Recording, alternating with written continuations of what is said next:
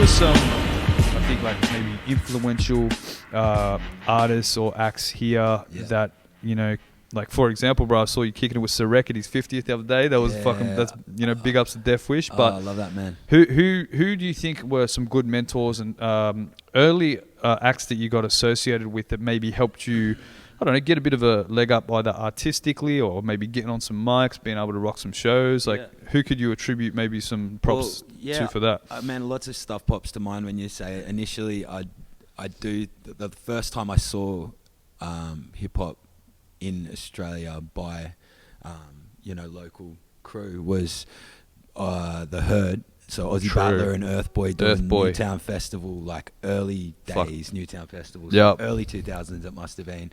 And you know, they kicked off E-Tracks, Elephant Tracks, shout out, in the late 90s, and they would have been doing it not long after. And I always remember Aussie Battler like tipping a beer into his bucket hat, or someone tipping a beer into someone's bucket hat and him drinking it, and me just being like, this is fucking this cool. is my life. I want to be part of that life. And they're singing mad tunes. I was like, this is ill.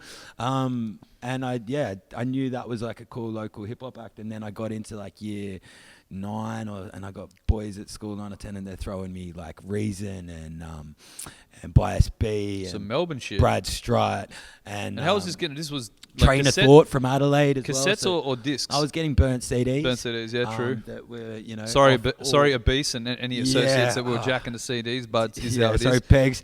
Sorry, Pegs. Yeah, I bought enough Obese CDs to contribute. True. But yeah, so that. But in that stack, I remember my boy Matty, he was in my year, Matty and Jap, and we used to start thrashing it, and then like those strong accents were really like, wow, this is so different to the American stuff, because I was also thrashing Bone Thugs and Tupac and Biggie, as well as, you know, a lot of the sort of more boom bappy, just straight up, you know, there's a whole array, but it was definitely American music. Shout out to Smiley Culture, some English hip hop that I definitely grew up on as well, some back in the day. But yeah, I think Hijack and Torture, like big ups. Hijack, big ups to my man Jack, and Torch, and Bones, as we were saying off screen before, another legend. But in that same era of like, maybe 2003, and I'm getting those CDs, and I'm just like, wow, this is the scene, and it's huge. And it started to get so much better in a short period of time. Just music picking up, and and it was big, and you know, like Culture Kings albums, those releases that were coming out were just like ill, and that Draft, Downside, all different crews, Pegs, you know, listen to Capricorn Cat when that come out, I was like, this is huge, you know. Some of these albums, you know, were just big banging, and Obese definitely had its sound, but I loved the E-Track stuff that was coming out, and other things that I was getting my hands on, you know, from Syllabolics to, you know, Queensland crew, but and Lazy Grey. No doubt. Bro. So shout out 750 Rebels, Lazy Grey. But then as a artist locally, my sister was going out with Rappaport, so I linked up with Rappaport. As I was saying, Reverse Polarities, that was out western suburbs connection with Mute, introducing me to Mick Owen, introducing me to Deathless. Big up to all the crew, to the RP crew, and then so that sort of linked up, and then Rappaport's doing stuff at the Lansdowne, and then he's like, come to the Lansdowne. I meet Benji and PK. Yeah, big ups to Ben. I met Benji probably when I was 17, sneaking into shit at the Lansdowne. He was already there, like rocking it hard. He's around my age as well, so it was like 2005. Jeremedy, Grey Ghost, I was jumping on stage with him around that time as well. Rivals was still hosting. My man, That's What I Reckon, was beatboxing with Rivals up the back. Like, this is GPS was running gigs down there, and you know, all the Purebred. Yeah, Dave. So yeah, that era, that for me, that was wow. Now we're in it, and it's local, and you know, people are spitting bars, people are freestyling, like lads are hanging out, getting in biffs, you know, and Lansdowne was still... Lansdowne was the spot, Lansdowne was the spot. Yeah, well, because I got a little bit more, but yeah. No, but that's fine, because it's interactive. We want these motherfucking questions to be they gotta answered. know. The people need to know. I'll tell you what I'm going to do. I'm going to re-ask the question just so they know what the question is. Yeah, so what's the question? So if you could speak to your younger self, what would you tell yourself? So if you could speak to your younger self, what would you tell yourself? Do less drugs. I was gonna say like get absolutely buckled less. Do more. No. More kick-ons. Look, yeah, more kick-ons, less punch-ons. I think that's a reoccurring theme.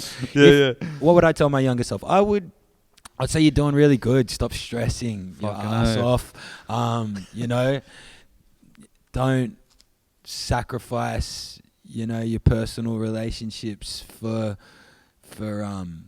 you know, this kind of necessity or need to do something for, I don't know, for this greater cause or something, or stress. Just be happy of who you are and what you're doing, and that's a don't big be one, so man. focused on I think doing it's it hard for though, anyone right? else or Yeah. anything else. But you know, and yeah, take care of yourself and don't give yourself so much pressure and stress, because those times there was cracking and almost, you know, and using alcohol and you know, MDMA as a way to sort of keep my sanity and keep calm, you know, just because I was running down the anxiety candle at both ends, you know. Whereas the ways to combat that are to be healthier, to go through those emotions, to talk about it, to be able to, you know, deal with the issues at the time in a sober state, you know, instead of just that's powerful, doubling up on shit, you know. Because you just push it to the side, and it's inevitable. It's going to come back, right? 100%, and you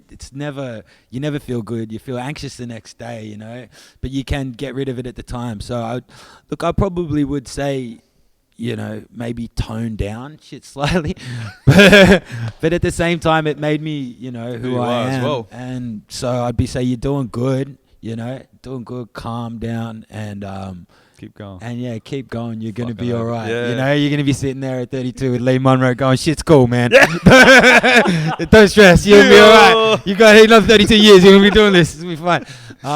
Yeah. And yeah, to say, you know, make sure you're good to those, you know, those people, because I probably could have spent, you know, a little bit more time focusing on why I was doing it and the relationships of the people that I was doing it with, you know, because sometimes when things are getting big, you know, there's all these other pressures, and you know, you're trying to do this and trying to fill so many hats, you know, you lose sight of why you're doing it, which is to jam with your crew and jam with your mates and make some good quality music. But I guess beyond that, RP was, you know, there's a reason behind you doing it as well, because the pressure was on. Mute was like, we're here to put a message out. We're here to say things that need to be said that aren't getting covered by other artists. And you know, I've continued that in my music, you know, as much as possible, while still retaining my own individual self and being fun and being able to do different styles. But yeah, like the pressure is there, and I think that's also good to run on, because you should feel as an artist you have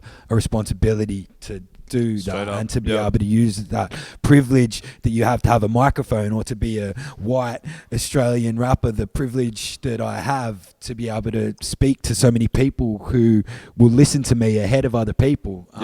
You know, if I don't use that for the right purposes, then I'm, you know, you're not utilizing, you know, the gift that I've been, you know, given and that I'm rolling with. So yeah, I mean, that's funny though. I actually might use that question too, because I've got this here, right? Like, one thing about you is that you're an activist. You don't just sit on your hands. You know, that responsibility piece, bro. That took me personally as an MC, even because I used to flow American and I wasn't even speaking like in my natural tongue. And I know that debate's sort of deaded now, and no one really gives a shit, and that's fine. But I think for me personally, right? Like, I was like, yo, actually, there's a responsibility that I'm starting to have, and I see like young dudes coming up and maybe not being embracive or like really just embracing of who they are and their identity. So I was like, yo, but if I'm not leading, then, you know, then what do I expect, you know, for them?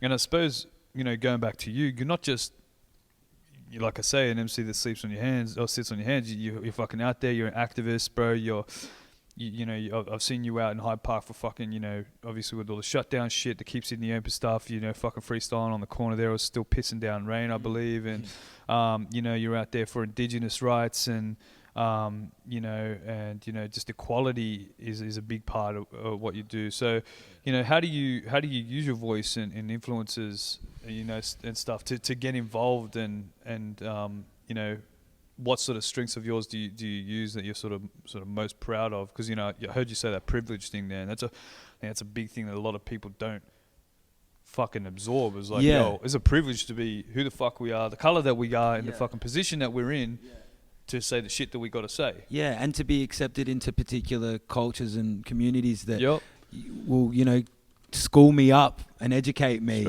So I can also use that to be able to go and speak that out. I think being open to, you know, all different walks of life and being able to expose yourself to all different walks of life to be able to say that story, because that's what it's about. But I think, you know, blessed to be able to grow up with the folks I did. You know, my mum was a domestic violence worker, you know, drilled crazy shit into me, stories. You know, I grew up around, you know, in Urco, around, you know, some pretty crazy times in the 90s, and, you know, it was a different spot back then as well, and in 2000s, and like see lots of different things. But then also just the more I school myself on the history of Australia and actually go, what am I, how can we be so, you know, whitewashed, ignorant and fucking whitewashed? Straight up. And it's mind blowing. That is my responsibility to learn more about that and being able to, you know, speak that out, because a lot of people, you know, aren't exposed or even exposed to that way of thinking. Well, I'm blessed to be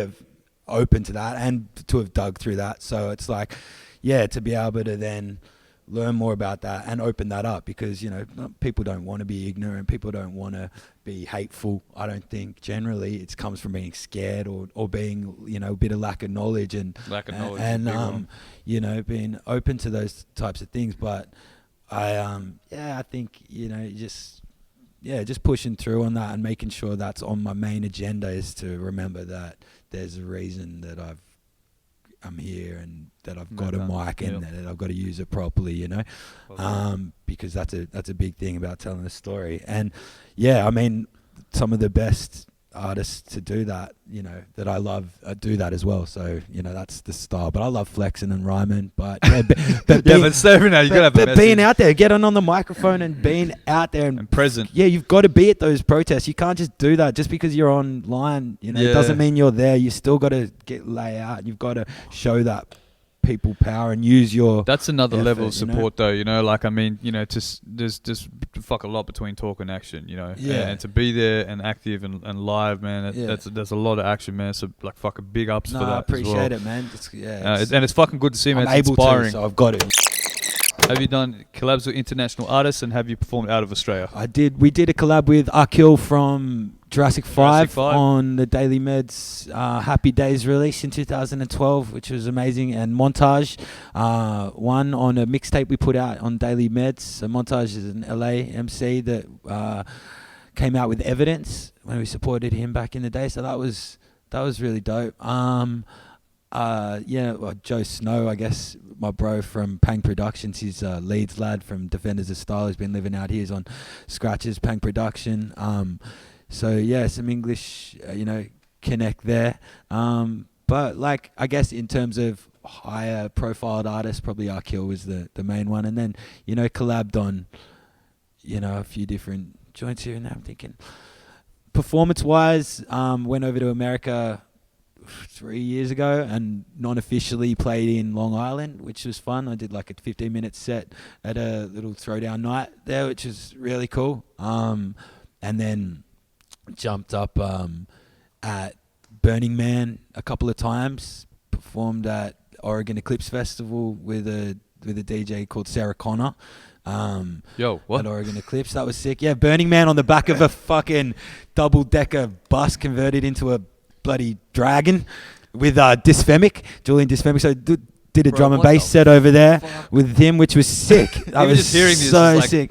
MDMA was certainly consumed at this time, because that was not a converted bus, my friend. Oh, when I was saying stuff like that, I would never go back on my hallucinogens, by the way, you know. But be careful, kids, because you don't want to be doing too much of that shit. It's dark. But generally, stay off the meth. Please stay off the meth, everyone. And, kids, P.Smurf said, stay off the meth. And the farmies. And the farmies. Yeah, that's it. And the farmies. We'll just have it on repeat. Farmies. Kids, stay off the meth. Let's just on repeat. Bop, bop, bop.